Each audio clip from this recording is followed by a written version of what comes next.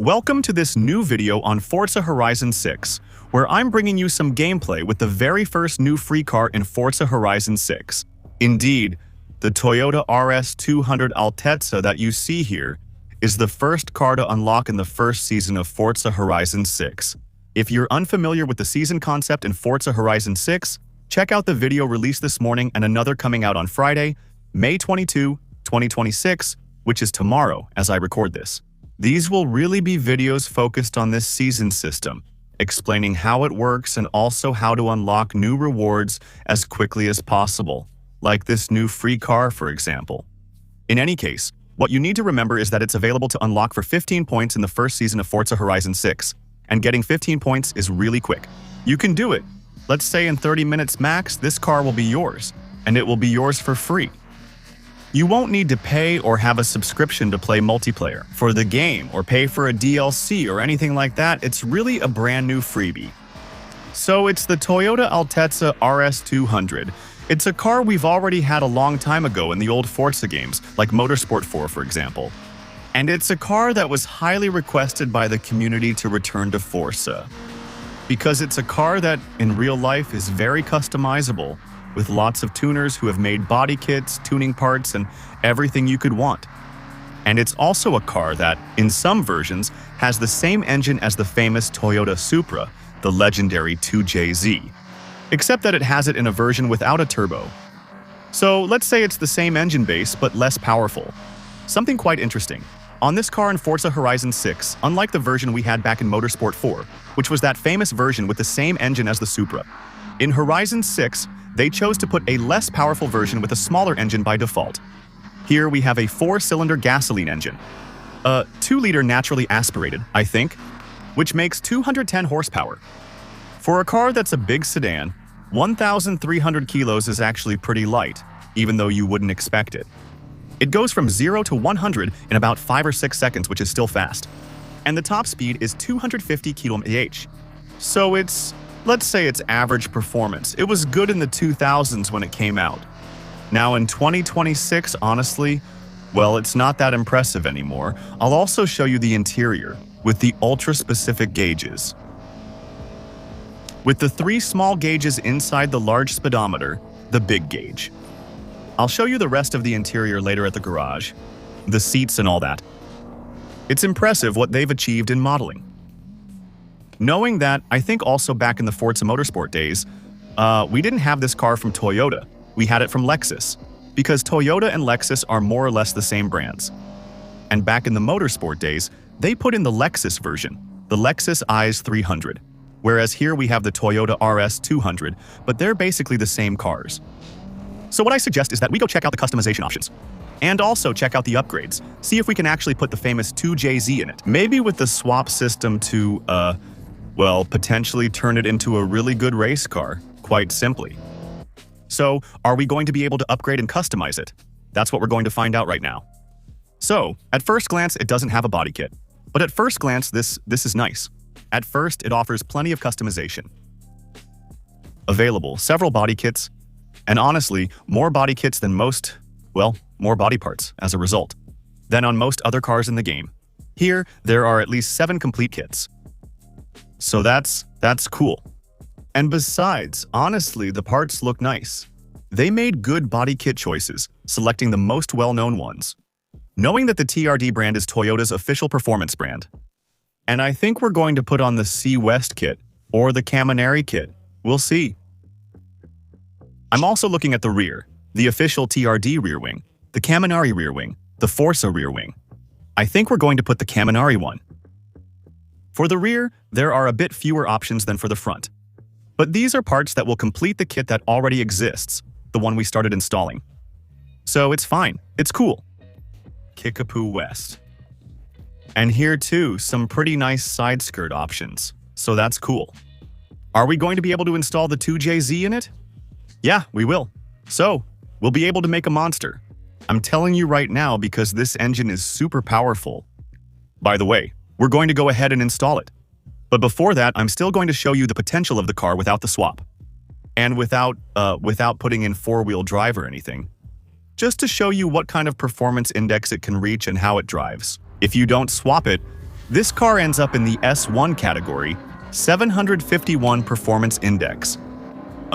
Which is actually pretty good. But on the other hand, not being at the top of a performance category means this car might be pretty tricky to play in multiplayer in that category. So it's better, if you do that, if you don't want to swap it, to upgrade it to the top of B class or A class. I think you'll have a good car, because from what I see here, it seems to have really good grip. It looks like it handles well. It also seems to have pretty good acceleration. What it might be missing actually, from what I've seen when upgrading the car, it's going to be high-speed handling. On the other hand, the sound is really nice. I'll let you listen to it.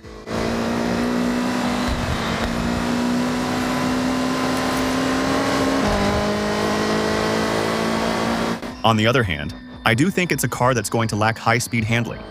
It's a car without an extreme aero kit. And when I finished upgrading it, I saw that the maximum lateral Gs weren't very high. So actually, it's a car that's going to be good for drifting, I think, given its size. This car will perform well in intermediate races in categories B and A.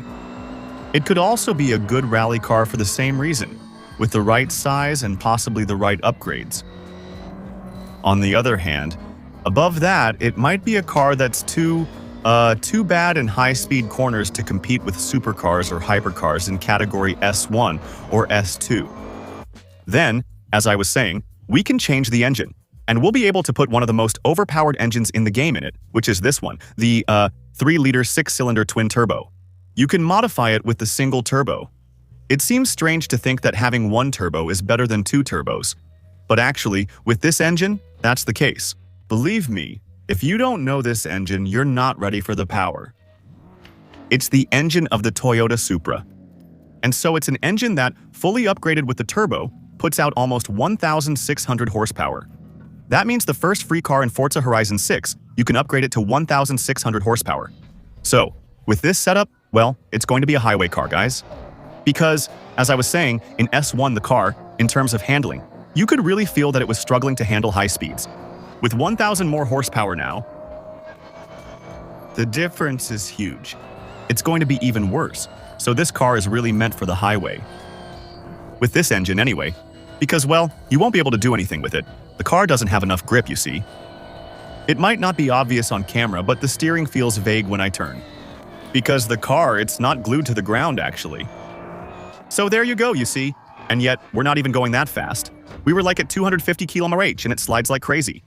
So it's going to be a car with this engine, really.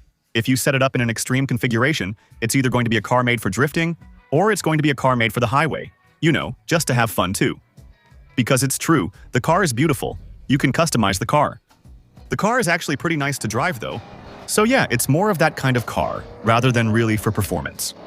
But that's not a surprise. Since, from the start, it was pretty much certain, not being all-wheel drive, that it probably wouldn't be meta.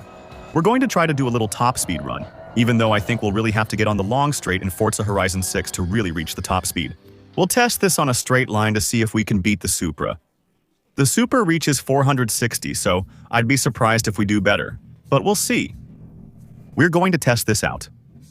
In the meantime, if you enjoy this kind of video, don't forget to subscribe for the next ones, because obviously every week, we're going to test the new cars in Forza Horizon 6. We also do multiplayer live on Twitch. If you want to play the new seasons, unlock new stuff with me or with other members of the community, don't hesitate.